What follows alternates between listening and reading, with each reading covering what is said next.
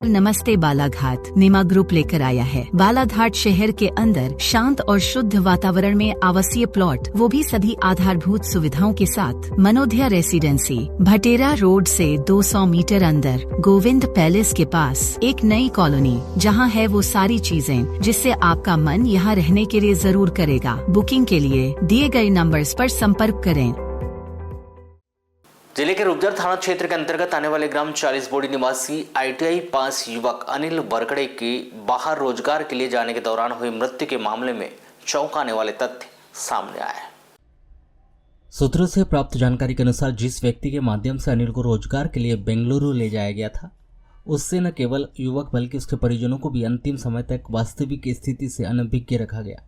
बताया गया कि अनिल को बेंगलुरु स्थित लक्ष्मी मेटल कंपनी में नौकरी दिलाने की बात कही गई थी, लेकिन बाद में स्पष्ट हुआ कि अनिल न तो उस कंपनी में कार्यरत था और न ही कभी वहां गया था।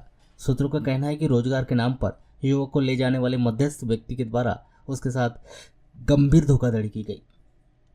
देखिए, मैंने भी कुछ वीडियोस देखा जो सोशल मीडिया के माध्यम से मुझ तक मिली है, प्राप्त हुई है।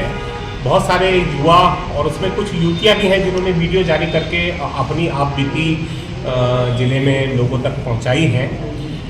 कहीं ना कहीं ये प्रशासन की लापरवाही है। हो सकता है कि आप भेज रहे हैं, शासन प्रशासन भेज रहा है और आपकी मंशा अच्छी हो सकती है, लेकिन आप जब अगर भेज रहे हैं किसी को तो आपको पूरी तरह देखना चाहिए कि बच्चे को प्रॉपर सही जगह पहुंचाया जा रहा है कि नहीं, उनको जॉब प्रॉपर मिल रहा है कि नहीं, उनकी रुकने की व्यवस्था कैसी है, उनको प्रॉपर तनख्वाह मिल रही है कि नहीं मिल रही।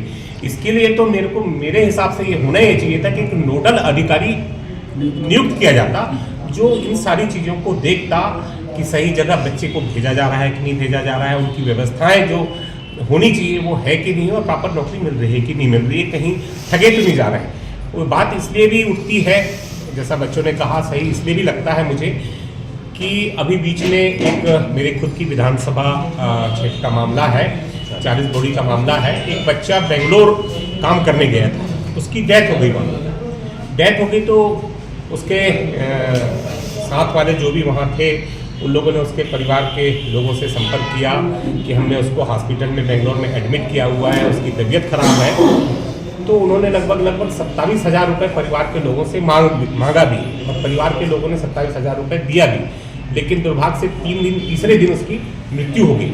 मृत्यु होने के बाद फिर से उन लोगों ने उस बच्चे से, उसके परिवार वालों से पहले 40,000 मांगने का प्रयास किया, फिर 65,000 उसके इलाज में हमारे खर्च हुए हैं, तब हम डेड बॉडी भेजेंगे, ऐसा उन्होंने कहा। तो उन लोगों ने SP साहब से भी संपर्क किया और मेरे से भी संपर्क किया। जब मेरे से संपर्क किया और मैंने खुद उन दोनों व्यक्तियों से बात करना चाहा तो मुझे कहीं ना कहीं डाउट लगा कि ये सही व्यक्ति नहीं है और सही जगह के नाम पे इस बच्चे को नहीं लेकर गए हैं। तो मैं खुद भी जिस कंपनी पे उन्होंने मुझे बताया कि लक्ष्मी मेटल पे काम करने आए थे और इस हॉस्पिटल में एडमिट है, हमारा एक आदमी उन्होंने यहाँ बिठाल के रखा है, हमको पैसे की ज़रूरत है, उन्होंने मेरे से भी ऐसी बात की। और जब तक मैं बात करता रहा मैंने अपना परिचय एज ए विधायक नहीं बताया। जब मैंने इंक्वायरी किया, लक्ष्मी मेटल पे इंक्वायरी किया, तो मुझे जानकारी लगी कि लक्ष्मी मेटल में वो बच्चा काम ही नहीं कर रहा था। तो ये बीच के जो मीडिएटर होते हैं, जिनको हम कहना चाहिए कि कंपनी और प्रशासन ये जो बच्चे ले जाते हैं, इनके बीच के जो मीडिएटर लोग हैं ये खेल करते हैं, ये बड़ी राशि भी करते हैं और जो गड़बड़ियाँ होती हैं ये होती हैं। तो जब मैंने पकड़ा, उससे बात किया, तो उन्होंने बोला आप हॉस्पिटल बात कर लें। जब मैंने हॉस्पिटल बात किया तो उन्होंने कहा कि सारे डील्स हमारे क्लियर हो गए, लेकिन उन्होंने कहा कि नहीं, मेरे एक आदमी को बिठाल के रखा है। तो जब मैंने दोनों जगह इंक्वायरी किया तो मुझे सच्चाई पता चला। ऐसा करते करते रात के 11 साढ़े 11 बज गए। फिर उसके बाद डेड बॉडी बुलाई गई। तो कहीं ना कहीं यहाँ से जो बहुत सारे ऐसे बिचौलिए लोग हैं जो बच्चों को कंपनियों पे जॉब दिलाने के नाम पे ले जाया जा रहा है, उनकी भी जांच होना चाहिए।